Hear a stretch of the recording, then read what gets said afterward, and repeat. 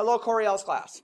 Hello, Mr. Pottinger. Today we finished estimating quotients. Can you estimate quotients? Yes. And it's fun too, right? Yes.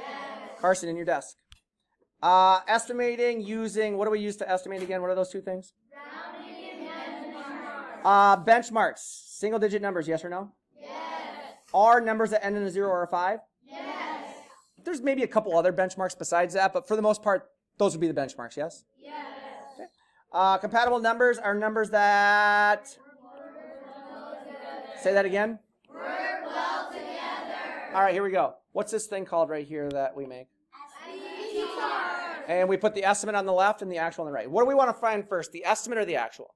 Estimate. Because that tells us if the actual is right, or at least if we're close, right? So 65 divided by 9. Most of you like 65 divided by 9. You're like, those numbers don't work well together. So somebody in our class, I think Kadir, said, well, Mr. Podger, let's make 65 approximately, let's change it to 70 because it's pretty close, right? Yes. What does this mean again, this little symbol? About. 65 is about 70, and he said 9 is about 10. Are 70 divided by 10 something you can do in your brain? Yes.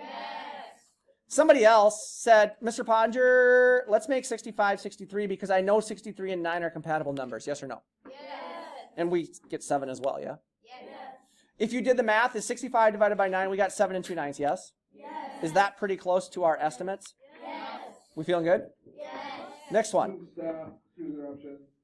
Staff, you can. All right, so we had 555 divided by 6, yes? Yes.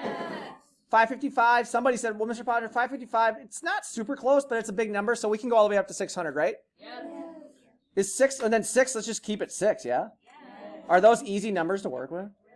What is 6 divided by 6? No, what is 6 divided by 6?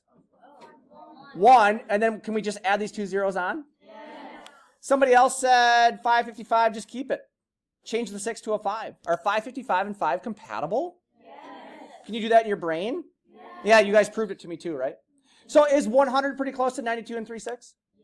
By the way, we solved it. We showed our work, yes? Yes. Is 111, I mean, it's a little further away, but it is still pretty close. Yes. This was a big one, yes? I recommend starting with 21 and changing it to a 20. Now, 8,932, I changed it to 8,000, and here's why.